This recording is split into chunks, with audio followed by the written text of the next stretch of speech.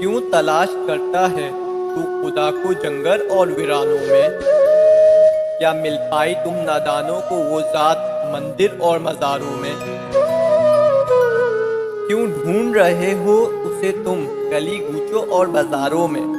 क्यों ढूंढ रहे हो उसे तुम गली गूचों और बाजारों में? क्या नहीं मिला वो तुम्हारे दिल में या इस दुनिया के कई नज़ारों में?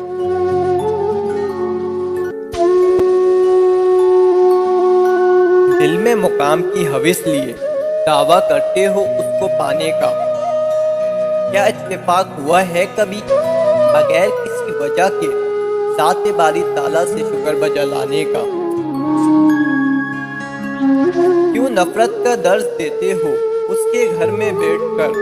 सुनो, क्या वो नहीं सुनता बेदीनों की भी अंधेरों के उजालों में?